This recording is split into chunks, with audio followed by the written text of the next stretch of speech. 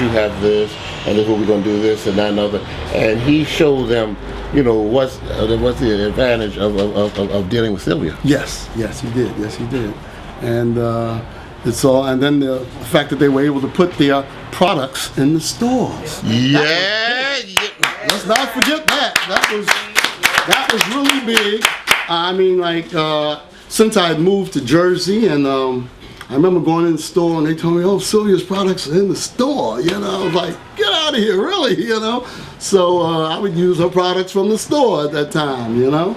So she really did it, I guess, like no other I've known to have done it. There's none other in like my that community. Yes. In my community, you know. So she really did it, and I take my hat off to her and give her all the praise and honor that she deserves. Mm-hmm. And one thing you believed in collective. Yes. Collective. Everybody get together. Right. And you say, look, you sell these bunch of tickets, and you sell these bunch of tickets, right. and everybody else sell a bunch of tickets.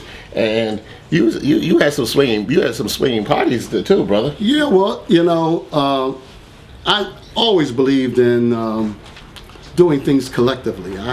I often think that we may have enough money, we have enough education, but what we don't have is enough collective dealing. And I think when we learned that was the principle that I learned in giving those parties, because we would give it, and I remember saying at one point we would give a little party and we'd get 300-400 people. We thought, oh, that was nice, that's a big deal, but how can we make it a bigger party? And we came up with an idea to start wholesaling the tickets and giving them to other people to make money on, not just yourself, you know. And that broadened the idea. Next thing, we were getting thousands of people coming out, you know, because you were there. Yeah, I remember one of the parties you had over 125th Street. You introduced GQ. Yes. I Do Love You and Disco Nights, right? That's right. And Candy Staten was there. Yeah. That's right. And quite a few of the groups you see out here now, including, what's his name? The group then was called Jamila. Yeah. Jamila, yeah. Yeah, what's his, Keith Sweat. Keith Sweat. Yeah, he was one of the groups that we would have, and they had the club down on Lenox Avenue called Harlem World. Remember Harlem World? Yeah. Mm-hmm. And I believe a gentleman they called Fat Jack was the owner down there and whatnot. Yes, you know. So it was exciting to be in Harlem during that time. Sylvia's and Malcolm X. I cherish the experience of being a Harlemite, and I speak well of Harlem no matter where I go. You know, I remember at times there were people who would say, well, I remember one day we were interviewing people coming into our party, and we were saying to them, where are you from? And people were giving all the various locations, Long Island, Connecticut, that they had come to this party. And a young lady says she was from Uptown. So one of the guys said, Uptown? Where's that? She said, no, Uptown. He said, you mean Harlem? She said, yeah, Harlem. Wow. Now, you know, because there were Harlemites that after a while were ashamed to say that they were from Harlem. And I could never, ever say that I was ashamed of being a Harlemite. Anywhere and everywhere I would go, I would tell a person, yes, I'm from Harlem. I think this is a beautiful place to be from. Oh, well, Harlem, this Harlem is the Mecca. Yeah, this is the Mecca as far as for the black community. I'd say Harlem is the Mecca, you know. So that's part of my experience with Sylvia as well. Candid, you know, we have a lot of young blacks, and anyway, you know, can it be done today? You know, brothers, it can't be. That was back then with Sylvia. I think it'd be done today. Well, I know it can. Why, really? Yeah, because I think when you look at, if you want to look at anything, you can look at your election. I mean, and just see what happened with the power of people coming out, you know, and I remain optimistic about the fact that the one thing I think we as a people have to do is be able to unify and do things from an entrepreneur perspective. And I do believe... Not this job stuff. No, the job stuff is over, I do believe. Job stuff is over. And it's over and out? I think, if anything, I tell my children, I say, well, look, get a job, but have a business too. Okay. Do both. Don't just do one. Yeah. Do both. Because along the way, by the time you get ready to leave that job, that business may have taken off and allow you to be where you want to be. We do them both together. And there's no such thing as one thing now. You got to do both. I remember a minister told me that the late Roy Jeffries told me that a long time ago, and he mentioned, said, "Well, look, always have something have something on the side." Yeah. He didn't come there and preaching saving souls and all this kind of craziness like these guys up here do. You know, he's telling you to they don't sit back and tell you all that stuff. They sit back, they don't talk about no economics. Right. Because remember Dr. King, even when Dr. King, the last week people talk about he had a dream and all that, and I've been to the mountaintop. He was talking about economic power. He was talking about if you could sit back here and take care of business, you could shut down the place today or tomorrow. That's right. If just like when they had that hurricane, that's taping this hurricane. Right. You see how they put up their trains up in 2 days, and I saw a whole bunch of people down on 34th Street like ain't nothing happened. Right. That's right. You know, I was talking to some friends about something as simple as a grocery store.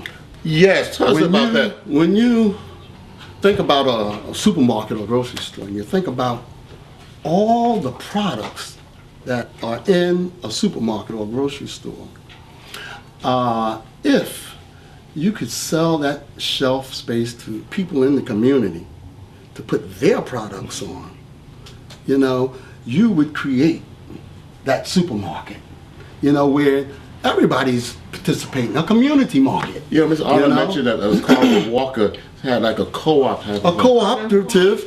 That's right. That's basically what it is. It's a co-op. I mean, and that's something that's... Put a camera on Miss Arnold.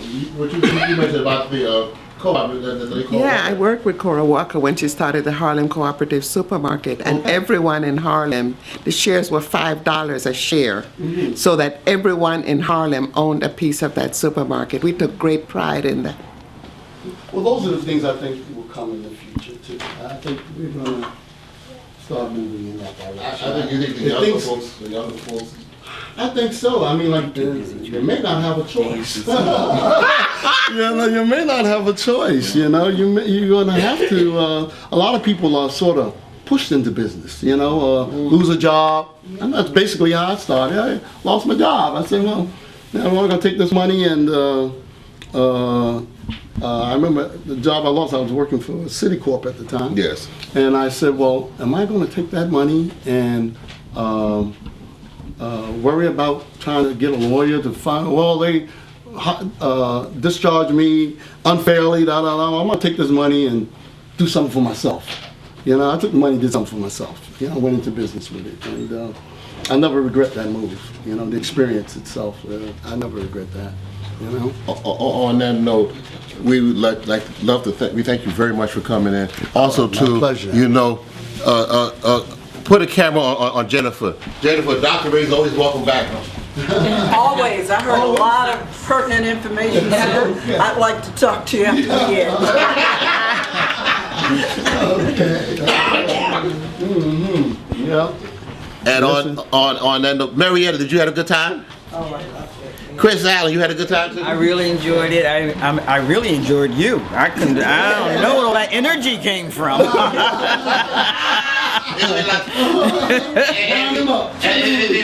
we thank Mildred for the cakes and give her a big hand. That's good. And we are ending off today's LMS show. If you're watching it on cable with Sandy Poser talking about that single girl.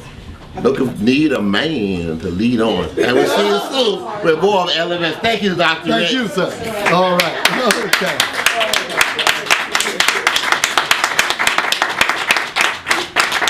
Yes.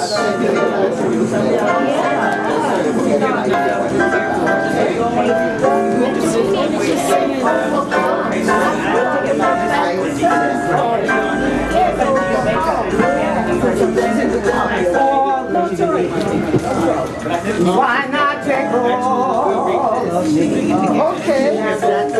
Yeah, I have enough. Yeah. So let me just break. I'm no good without you. Take my lips. I want to lose them.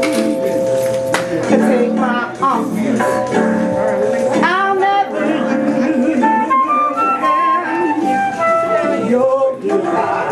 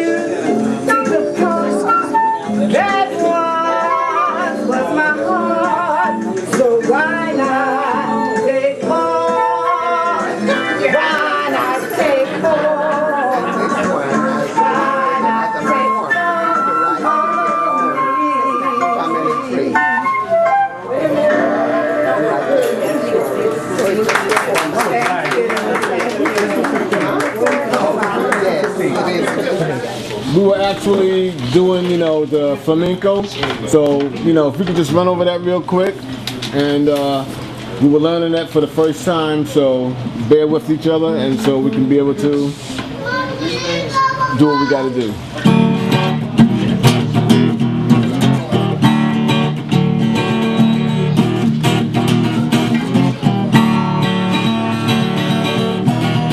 Now I want to hear you. I want to hear you do it.